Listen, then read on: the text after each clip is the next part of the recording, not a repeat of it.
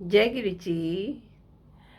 जब एक बारी शिव अपने कैलाश में विराजमान थे तो इंद्र जो देवताओं के राजा हैं वो और गुरु बृहस्पति दोनों शिव को मिलने के लिए उनके कैलाश स्थान पर पहुंचने की कोशिश करने लगे। तो वो दोनों जब रास्ते में जा रहे थे तो शिव को उनका ज्ञात हो गया कि वो लोग आ रहे हैं। तो शिव ने इंद्र की परीक्षा लेने के लिए एक बहुत ही लंबे चौड़े अवधूत का वेश धारण कर लिया, जो बिल्कुल नग्न थे और उनकी लंबी लंबी जटाएं थी और पूरे शरीर पर भस्म रमी हुई थी।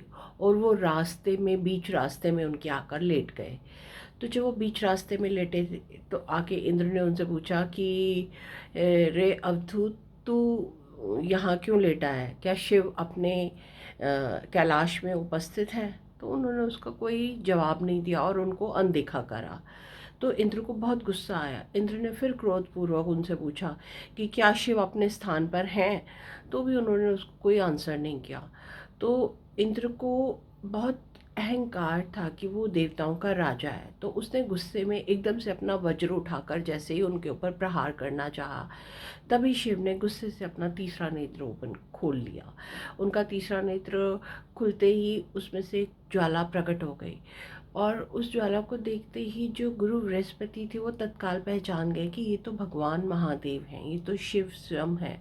और उन्होंने एकदम से उनके चरण पकड़ लिए कि महाप्रभु, हे देवों के देव, आप हमें क्षमा कर दीजिए, हमसे गलती हो गई, इंद्र से गलती हो गई। और उन्होंने इंद्र को भी उनके कदमों में झुकाकर माफ़ी मांगने को बोला।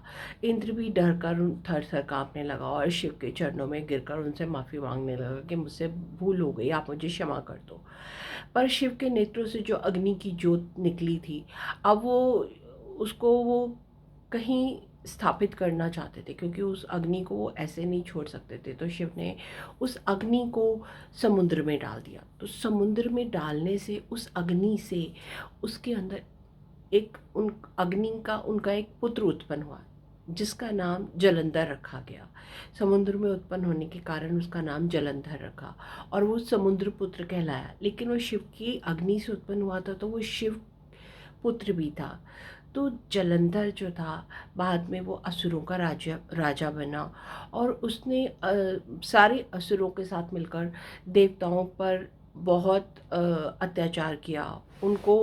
क्योंकि उसको पता चला कि जब समुद्र का मंथन हुआ तो विष्णु जी ने सभी उसमें से जितनी रतन, आभूषण, औषधियाँ, कामधेनु गायें, ऐरावत हाथी, यहाँ तक कि अमृत भी स्वयं ले लिया था।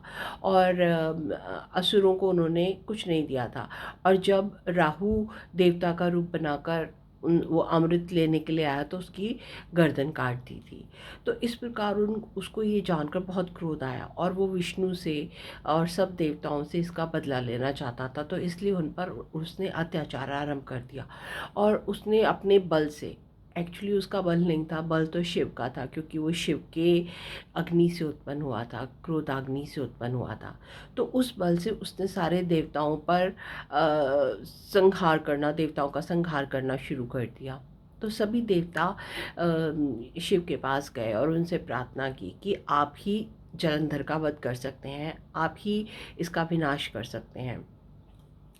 तो शिव ने उनको बोला कि जलंधर, इससे पहले जो जलंधर था उसको समुद्र ने उसका उसका विवाह एक वृंदा नाम की असुर युवती से करा दिया था, जो कि बहुत ही पतिव्रता थी और अपने पति की आज्ञा का पालन करती थी और अपने पूर्ण पतिव्रता धर्म का पालन करती थी।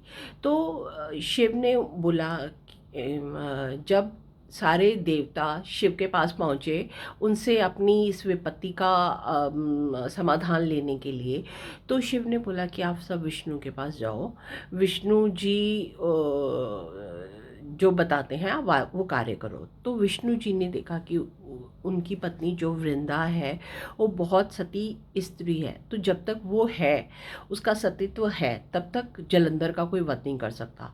तो विष्णु जी ने माता पार्वती के कहने पर, क्योंकि जलंधर ने एक बार कुदृष्टि डाली थी माँ पार्वती के ऊपर, तो माँ पार्वती के आदेश से विष्णु जी ने जलंधर की पत्नी वृंदा का सतीत्व भंग किया और फिर जलंधर का वध शिव के द्वारा हो सका।